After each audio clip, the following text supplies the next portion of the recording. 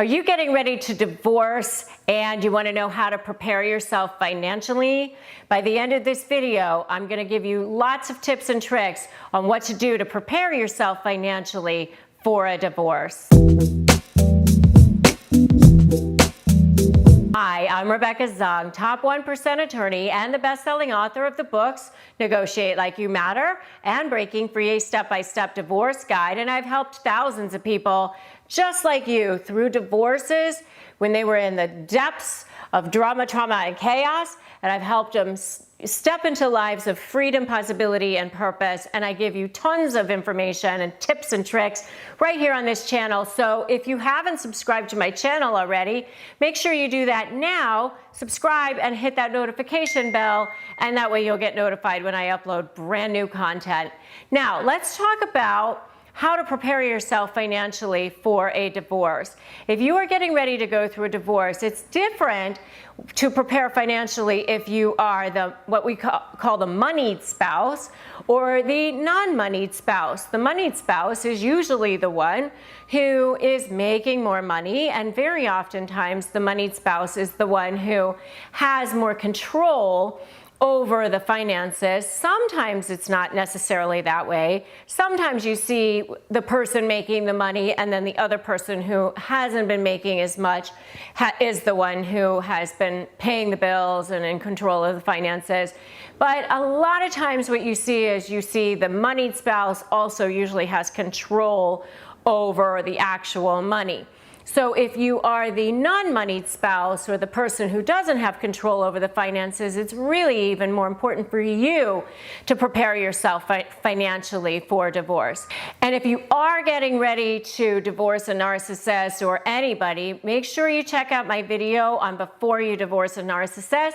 Watch this because that will give you tons more information. If you are getting ready to divorce a narcissist or anybody, and you're in it to win it, give me a "in it to win it" in the comments. Regardless of who you are, whether you're the moneyed spouse or the non-moneyed spouse, the very first thing you're gonna wanna do is gather your financial documents. So when you go to file for divorce, and once the divorce is filed, regardless of where you are, you will have to disclose information about your finances. So generally, that means a couple of years of tax returns, several months of bank statements, credit card statements, savings accounts and checking accounts for both personal and business.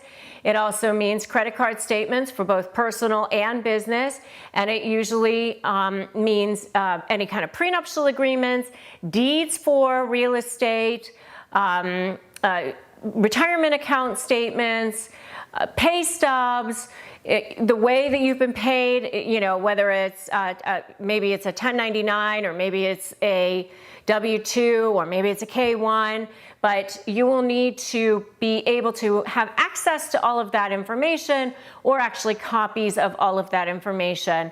Your lawyer will need that. And for how long will you need it for? I mean, at least several months worth of financial statements for banks and credit cards, probably at least a couple of years of income information for your tax returns, and then at least a couple of months of statements for current pay stubs, things of that nature.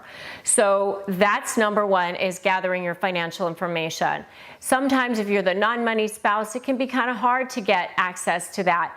Don't beat yourself up over it. If you can't get access to it, then it will have to be disclosed anyway once the case gets started, but it's a little bit easier for your lawyer if you've already got that information, because now that avoids having to send out requests to produce, and then if the other person doesn't produce the documents, then your lawyer now has to file some kind of motion to compel the information to be disclosed to you. So I would just say the more you can get your hands on, the better it is.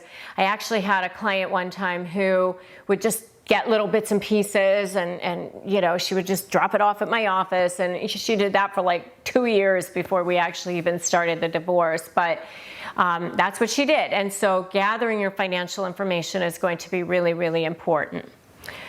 Number 2 is going to be understanding your lifestyle and tracking your expenses. So if there's going to be any kind of a claim with regard to alimony or support, or maybe even child support or something like that, lifestyle and monthly expenses may end up being an issue.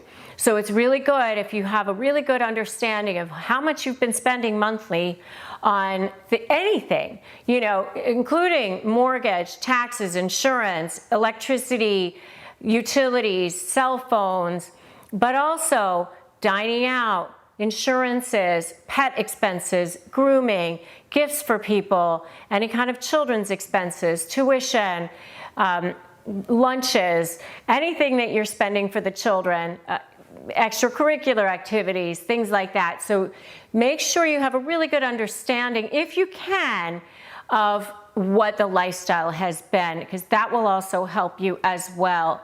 Sometimes people need to hire forensic accountants for lifestyle analysis, and if you've already done the work, it will save you lots and lots of money. Number 3 is having access to cash, because especially if you are the non-moneyed spouse, yes, your lawyer can potentially file something for you to get some sort of support for you on a temporary basis and going forward. And yes, maybe your spouse will continue to deposit their paycheck into the joint account or let you have access to credit cards and things like that. But they may not. They may cut off your access to that. And yes, your lawyer can file something that orders the court, where the judge will order the narcissist or whoever the other person is to continue to pay for those things for you and can you continue to give you access to those things. But in the meantime, while they've cut you off, your lawyer has to file the motion, get the hearing time, get in front of the judge, get the judge to give a ruling, and all that time you're trying to live. And how are you going to? So if you can, ideally, it would be better if you have at least a few months worth of cash that you have access to, that you have sole control over, and also enough to hire a lawyer if possible. If you don't have a way to save it up for yourself, maybe you can call upon family members or friends to get a loan for you, so that until your lawyer can go and get that money back from the spouse, from a court hearing, that you take it out in loans. And obviously there's no guarantee that you can get it back, but that is something that you will want to talk to your attorney about. But in the meantime, if you can get access to having enough cash to get you going for a few months, and also hire an attorney, that would be the ideal situation. The last thing is just prepare yourself and your documents in making sure that your any trust documents or wills or anything like that state what you want them to say, because once you get going with the divorce, you may or may not be allowed to change beneficiaries or change what is in your trust documents or your wills or things like that, or beneficiaries on IRAs, because sometimes, depending on the jurisdiction that you're in, there may be a standing order issued that gets issued. It's an order of the court that gets issued as soon as the divorce is filed, which precludes people from making big changes.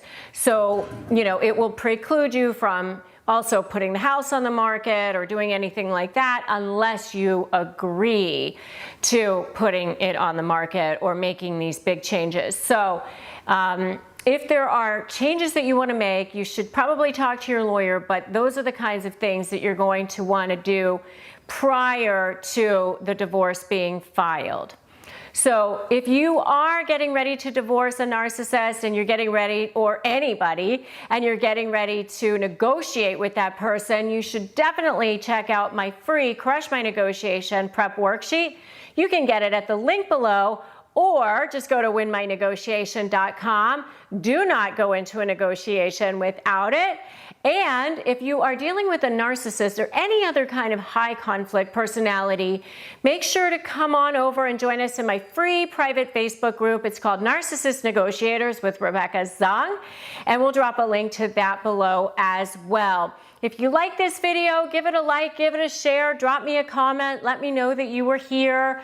I'm so glad that you were here. So if you haven't subscribed to my channel, now's a good time to do that. Subscribe and hit that notification bell. I'm Rebecca Zung. I'm so glad that you were here and that you stopped by my channel. And remember, today's a great day to start negotiating your best life. I'll see you in the next video.